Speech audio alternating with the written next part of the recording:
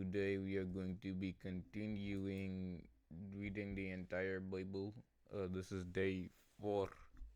It's day 4, and we're gonna be doing chapter 18 of Genesis. If you know what 18 plus 5 is, then good for you, because it's 23. I totally didn't mess that up and then had to restart the recording and then figure out what 18 plus 5 was. That didn't happen. Anyway, yeah, let's do it. Birth of Isaac promised. Now the Lord appeared to Abraham by the terebinth trees of Mamre in Hebron, while he was sitting at the tent door in the heat of the day. When he raised his eyes and looked up, behold, 3 men were standing a little distance from him. When he saw them, he ran from the tent door to meet them, and bowed down with his face to the ground. And Abraham said, "My Lord, if now I have found favor in your sight, please do not pass by your servant without stopping the visit. Please let a little water be brought by one of my servants, and you may wash your feet and recline and rest comfortably under the tree, and I will bring a piece of bread to refresh and sustain you. After that you may go on, since you have come to your servant." And they replied, "Don't do as you have said." So Abraham hurried into the tent to Sarah and said quickly, "Get ready 3 measures of fine meal, knead it, and bake cakes." Abraham also ran to the herd and brought a calf, tender and choice, and he gave it to the servant to butcher, and he hurried to prepare it. Then he took curds and milk and the calf which he had prepared and set it before the men. And he stood beside them under the tree while they ate. Then they said to him, "Where is Sarah, your wife?" And he said, "There, in the tent." He said, I will surely return to you at this time next year, and behold, Sarah your wife will have a son." And Sarah was listening at the tent door which was behind him. Now Abraham and Sarah were old, well advanced in years. She was past the age of childbearing. So Sarah laughed to herself when she heard the Lord's words, saying, "After I have become old, shall I have pleasure and delight my Lord husband, being as also old?" And the Lord asked Abraham, "Why did Sarah laugh to herself, saying, 'Shall I really give birth to a child when I am so old?' Is anything too difficult or too wonderful for the Lord?" At the appointed time, when the seasons for her delivery comes, I will return to you, and Sarah will have a son." Then Sarah denied it, saying, I did not laugh," because she was afraid. And the Lord said, "No, but you did laugh." What is this? What is this exchange? I, yeah, okay, that was funny. Then Sarah denied it, saying, "I did not laugh," because she was afraid. The Lord said, "No, but you did laugh." Then the 3 men got up from there and looked towards Sodom, and Abraham walked with them to send them on the way. The Lord said, "Shall I keep secret from Abraham, my child and servant, what I am going to do, since Abraham is destined to become a great and mighty nation, and all the nations of the earth will be blessed through him? For I have known, chosen, acknowledged him as my own, so that he may teach and commanded his children and the sons of his household after him to keep the way of the Lord by doing what is righteous and just, so that the Lord may bring up Abraham what he has promised him." And the Lord said, "The outcry of the sin of Sodom and Gomorrah is indeed great, and their sin is exceedingly grave. I will go down now and see whether they have acted as vilely and as vile, vilely, vilely. I did it right the first time. I don't know why I messed up. Anyway, and vilely and as vilely and wickedly as the outcry which has come to me indicates, and if not, I will know. Now, the two men, angelic beings, turned away from there and went towards Sodom. But Abraham, not Adam. Adam been dead. But Abraham remained standing before the Lord. Abraham approached the Lord and said, "Will you really sweep away the righteous, those who do right, with the wicked, those who do evil? Suppose there are 50 righteous people within a city. You really sweep it away and not spare it for the sake of the 50 righteous who are in it? Far be it from you to do such a thing, to strike the righteous with the wicked, so that the righteous and the wicked are treated alike. Far be it from you. Shall not the judge of all the earth do right by executing just and righteous judgment?" So the Lord said, if I find within the city of Sodom 50 righteous people, then I will spare the entire place for their sake. Abraham answered, "Now behold, I who am dust in origin and ashes have decided to speak to the Lord. If five if five of the 50 righteous are lacking, will you destroy the entire city for the lack of five?" And he said, "If I find at least 45 righteous people there, I will not destroy it." Abraham spoke to him yet again and said, "Suppose only 40 are found there." And he said, "I will not do it for the sake of the 40 who are righteous." Then Abraham said to him, "Oh, may the Lord not be angry, and I will speak. Suppose 30 righteous people are found there." And he said, "I will not do it if I find 30 there." And he said, "Now behold, I have decided to speak to the Lord again. Suppose only 20. Okay, Abraham, what are you doing? This is what we do with God, though. We talk like children. And he said, "Now behold, I have decided to speak to the Lord again. Suppose only 20 righteous people are found there." And the Lord said, "I will not destroy it for their sake of the 20." Then Abraham said, "Oh, may the Lord not be angry with me, and I will speak only this once. Suppose 10 righteous people are found there." And he said, "I will not destroy it for the sake of the 10. As soon as he had finished speaking with Abraham, the Lord departed, and Abraham returned to his own place. That was funny. All right. It's like a cartoon almost. Not really, though, because this is real. All right. The doom of Sodom.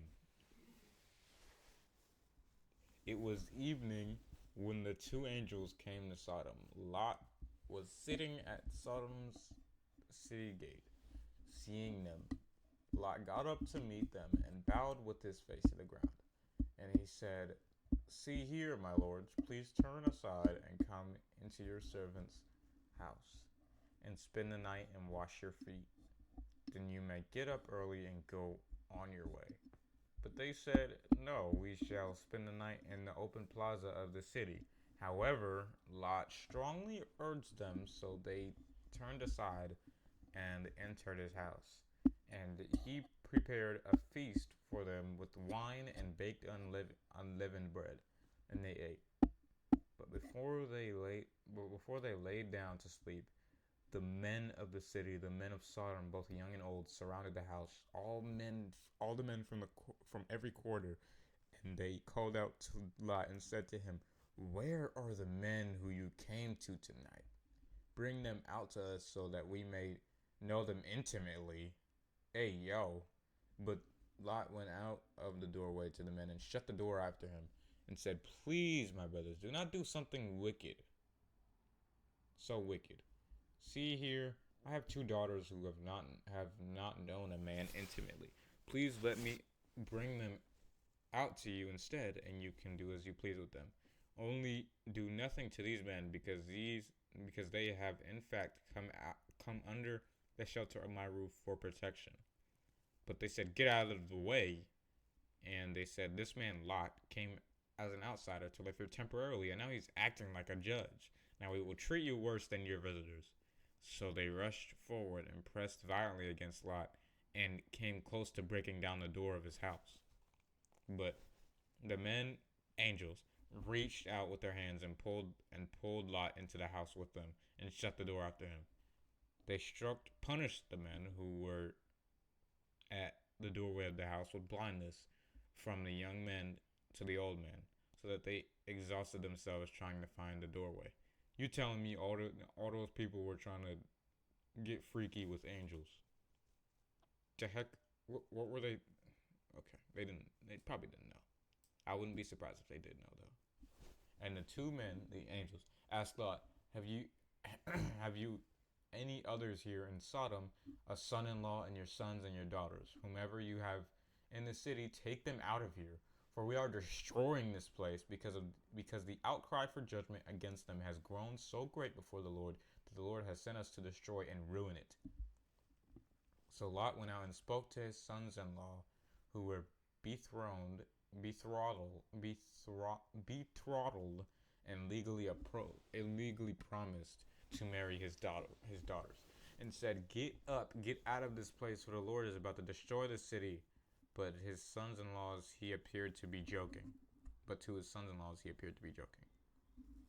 When morning dawned, the angels urged Lot to hurry, saying, "Get up, take your wife and 2 daughters who are here, and go, or you'll be swept away in the punishment of the city." But Lot hesitated and lingered. The men took hold of his hand and the hand of his wife and the hands of his 2 daughters, because the Lord was merciful to him, for Abraham's sake, obviously. And they brought him outside and left him outside the city with his family. They were that strong. When they had brought them outside, one of the angels said, "Escape for your life. Do not look behind you or stop anywhere in the entire valley. Escape to the mountains of Moab, or you will be consumed and swept away." But Lot said to them, "Oh no, not that place, my lords. Please listen to your servant. Please listen. Your servant has found favor in your sight, and you have magnified your loving kindness, mercy to me by saving my life. But I cannot escape to the mountains, because the disaster will overtake me, and I will be killed.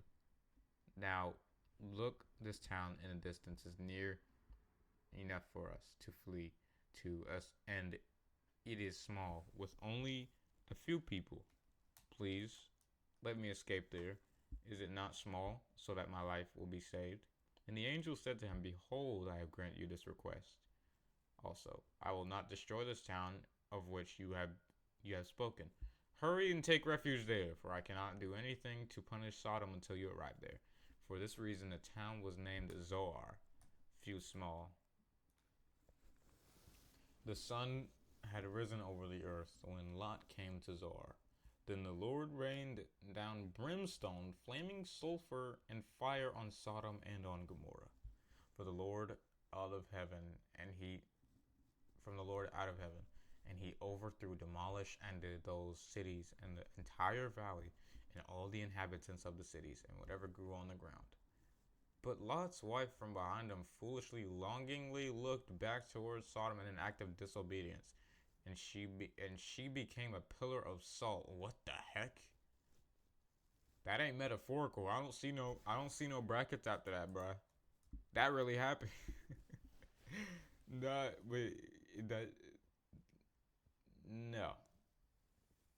That does not look metaphorical. That doesn't look like no synonym or a saying. No. That just mean I don't see no brackets after it either. You see how overthrew it like defines it for you. Became a pillar of salt. They don't define that for you, so that happened. Abraham started out early the next morning to the place where he only the day before had stood before the Lord, and he looked towards Sodom and Gomorrah and toward all the land of the valley of the Dead Sea. And he saw, and behold, the smoke of the land went up like the smoke of a kiln pottery furnace, not surface. Now, when God ravaged and destroyed the cities of the plain of Siddim, he remembered Abraham, and for that reason, and sent Abraham's nephew Lot out of out of the midst of the destruction. When he destroyed the cities in which Lot had lived, Lot is debased. Now Lot went up from Zoar and lived in the mountain together with his two daughters, for he was afraid to stay any longer on in Zoar.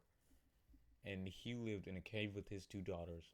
The firstborn said to the younger, "Our father is aging, and there is not a man on earth available to be intimate with us in the customary way, so that we may have children.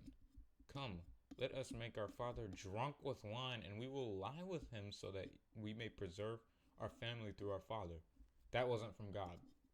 These people are just weird. So that wasn't the culture either. These people are just weird. So they gave their father wine that night, and the firstborn went in and laid with her father. And he did not know when she lay down or when she got up, because he was completely intoxicated. Then the next day the firstborn said to the younger, "Behold, I lay with my father last night.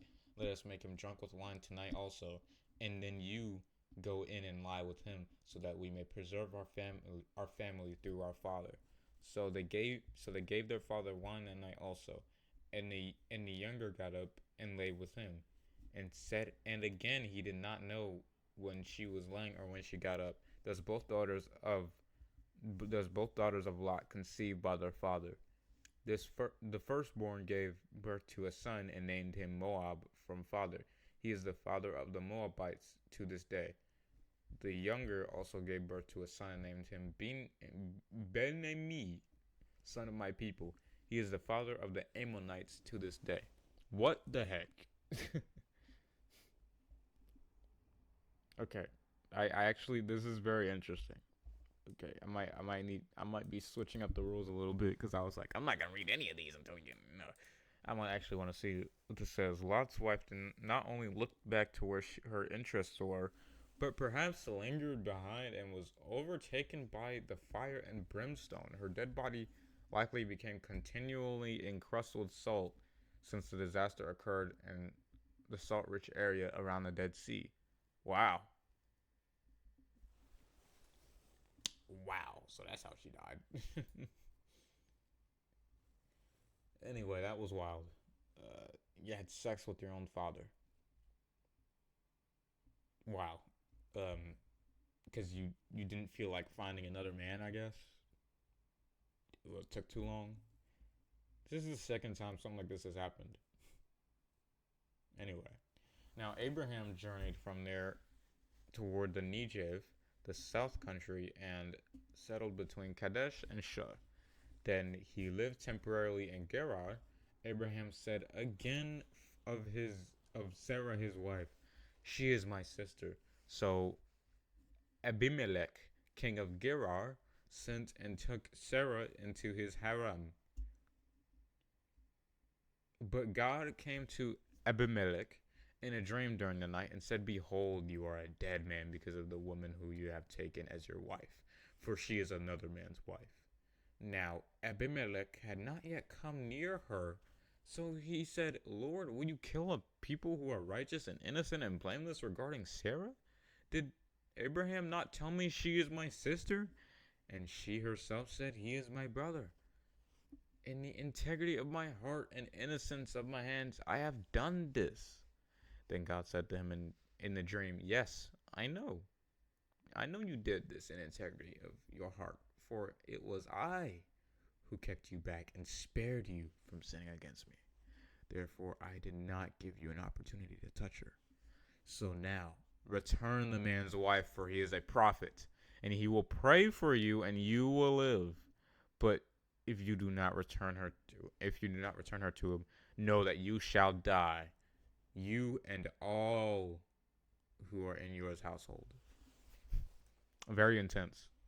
So Abimelech got up early in the morning and called all his servants and told them all these things, and the men were terrified. Then Abimelech called Abraham and said to him, "What have you done to us? and how have I offended you that you have brought on me and my kingdom a great sin? You have done to me what ought not to be done to anyone. And Abimelech said to Abraham, what have you encountered or seen in us or our customs that you have done this unjust thing? Abraham said, because I thought, surely there is no fear or reverence of God in this place, and they will kill me because of my wife. Besides, she actually is my half sister. She is the daughter of my father, Terah, but not of my mother, and she became my wife. When God caused me to wander from my father's house, I said to her, this kindness and loyalty can show me at every place we stop. We say of me, he is my brother. Then Abimelech took sheep and oxen and male and female slaves and got them to Abraham and returned Sarah, his wife, to him. Oh, so he gave him back his wife and then some. Okay, as God commanded.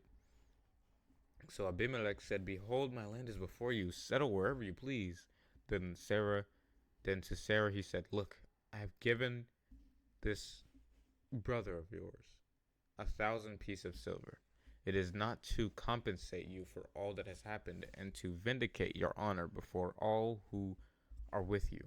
Before men you are cleared and compensated. So Abraham prayed to God, and God healed Abimelech and his wife and his maids, and they again gave birth to children. For the Lord had securely closed the wombs of all the women in Abimelech's household because of Sarah, Abraham's wife. Isaac is born.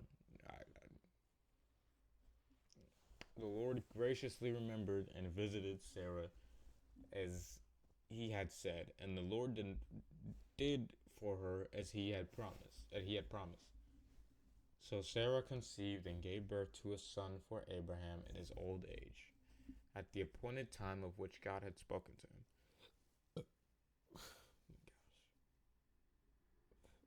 Abraham named his son Isaac, laughter, the son to whom Sarah gave birth. So Abraham circumcised his son when he was 8 years old, just as God had commanded him. Abraham was 100 years old when his son Isaac was born. Sarah said, God has made me laugh. All who hear about our good news will make me laugh. Will laugh with me. Not make me laugh. Will laugh with me. And she said, who would have said to him, Abraham, that Sarah would nurse children? For I have given birth to a son by him in his old age. Sarah, you laugh a lot.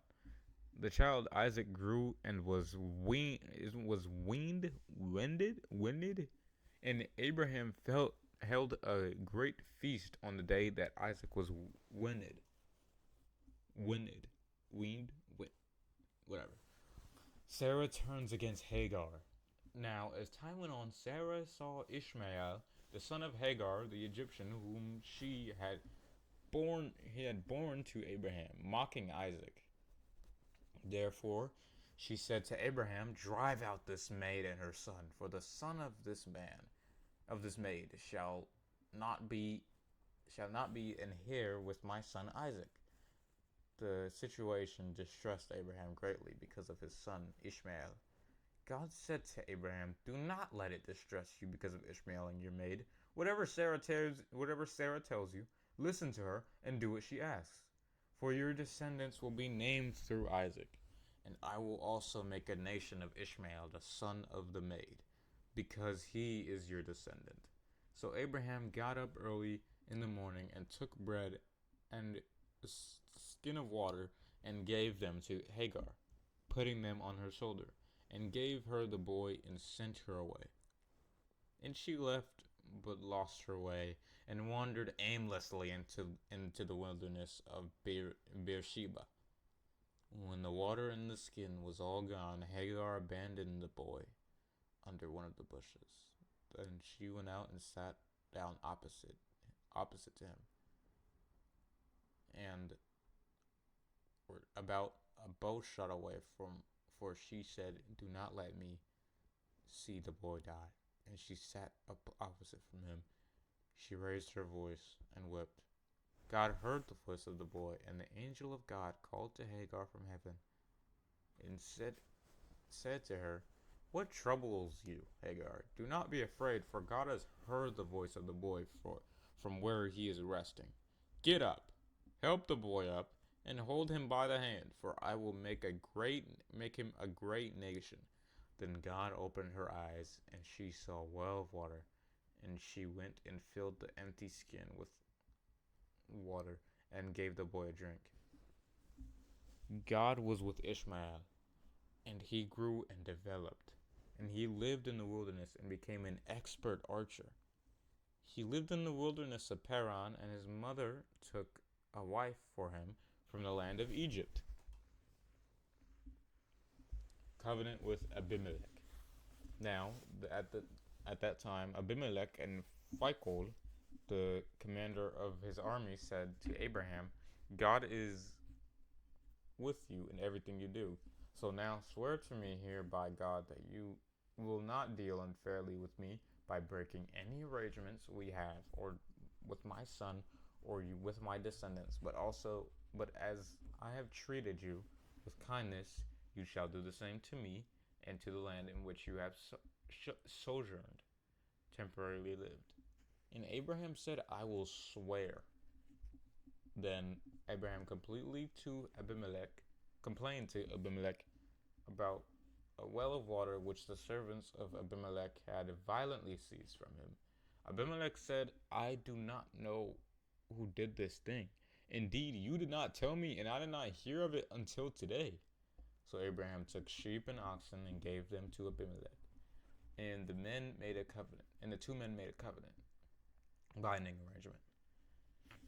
Then Abraham set apart seven. What is that word? I thought that said "uwu" for a second, but it says "ew." We 7 lambs of the flock. And Abimelech said to Abraham, "What is the meaning of these 7 lambs which you have set apart?" I guess that's a type of lamb. And Abraham said, "You are to accept these 7 lambs from me as a witness for me, that I dug this well." Therefore, that place was called Beersheba, well of the oath, or well of the 7, because there the 2 of them swore an oath. So they made a covenant at Beersheba. Then Abimelech at Phicol, the commander of his army, got up and returned to the land of the Philistines. Abraham planted a tamarisk tree at Beersheba, and there he called on the name of the Lord in prayer, the eternal God. And Abraham lived as a resident alien in the land of the Philistines for many days.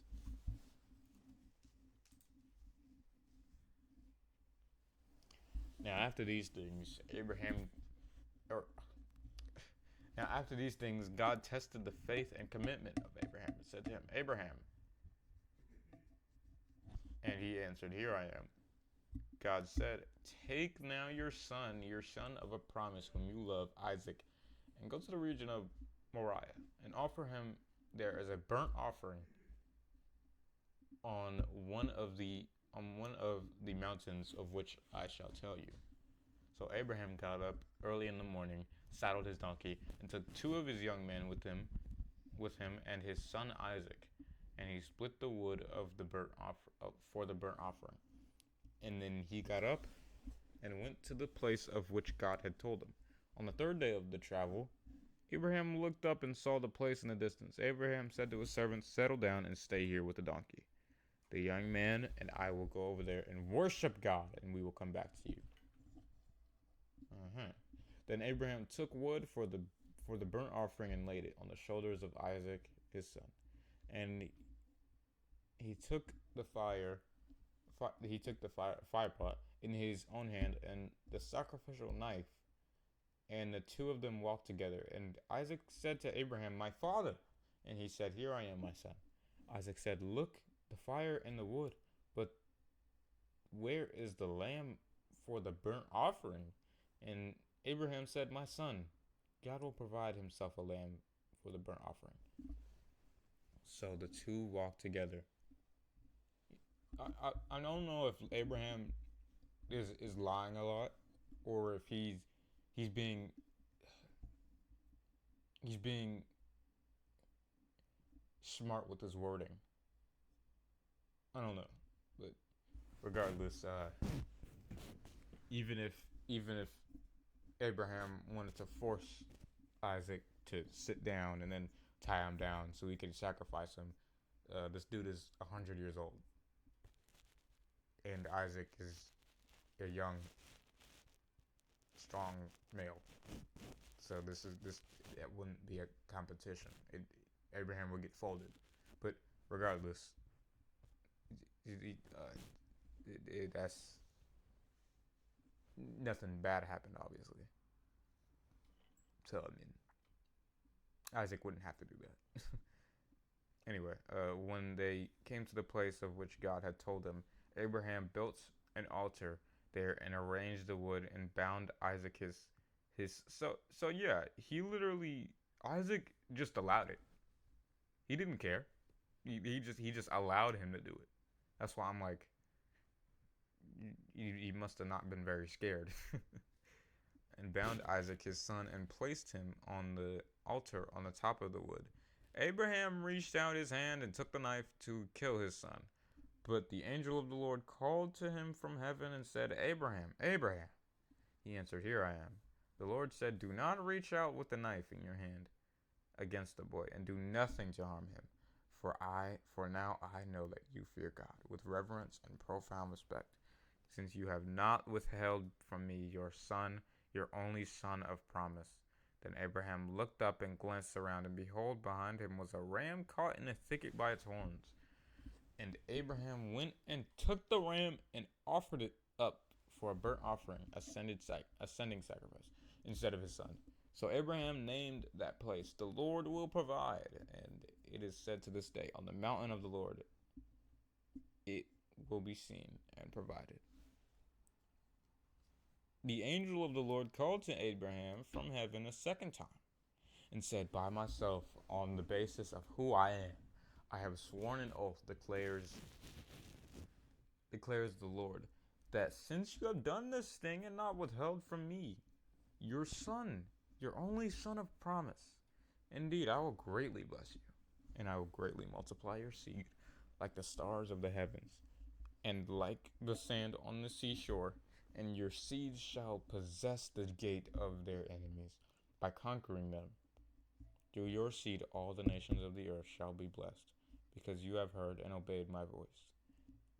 So Abraham returned to his servants, and they got up and went with him to Beersheba. And Abraham settled in Beersheba. Now after these things, Abraham was told, Milcah, Milcah, let's just call it Milcah. Milcah? Yeah, Milcah. Milcah has borne children to your brother Nahor, Uz the firstborn, and Buz his brother, and Kemuel, the father of Aram, Chesed and Hazel and Pildash and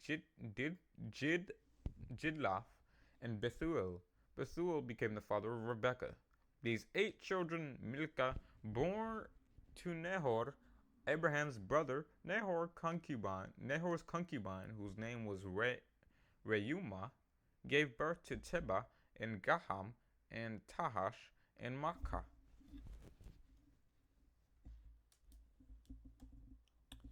Death and burial of Sarah. Dang. Sure, she died laughing. Anyway, that's not the time for that. Sarah lived 120 years. This was the length of the life of Sarah.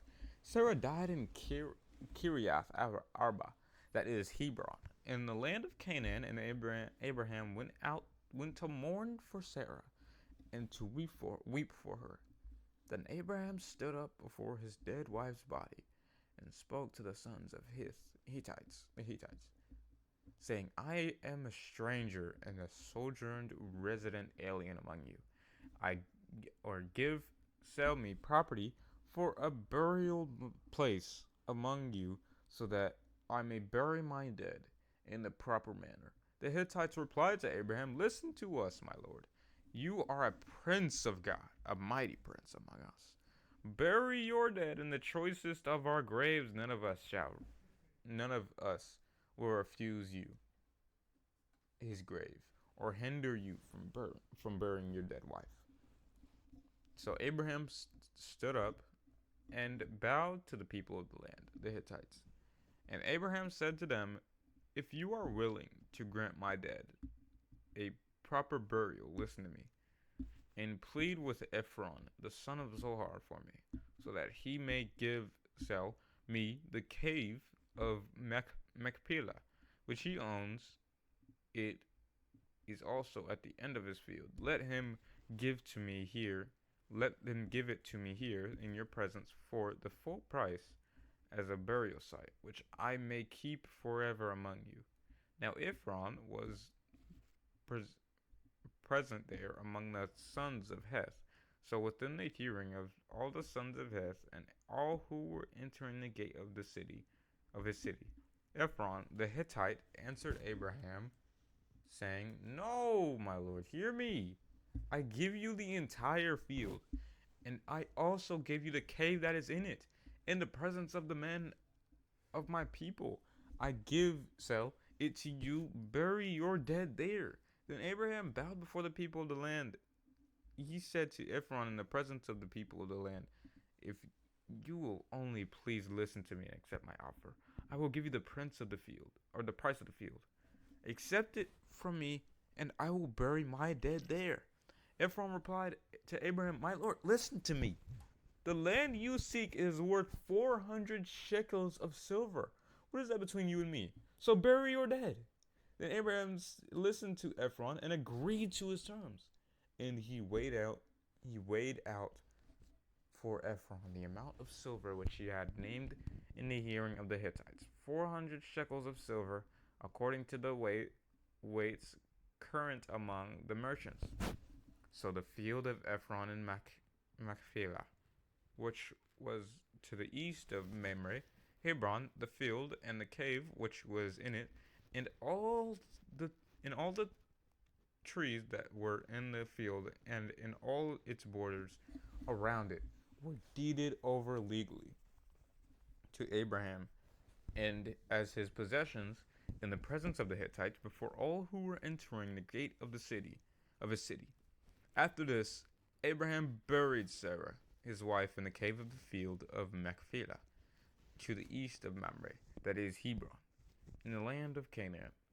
The field and the cave in it were deeded over to Abraham by the Hittites as a permanent possession and a burial place. So, after reading all that, I have to say, there was a lot of kindness going on right here.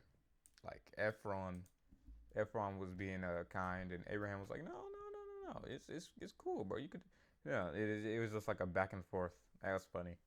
It's crazy how meta the Bible is, but yeah.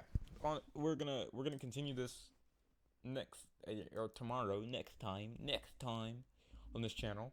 Thankfully, this was just a little bit under 40 minutes, but that's okay because I like reading this. It's actually, I thought that I would not enjoy reading Genesis, but it's actually good. All right, God bless.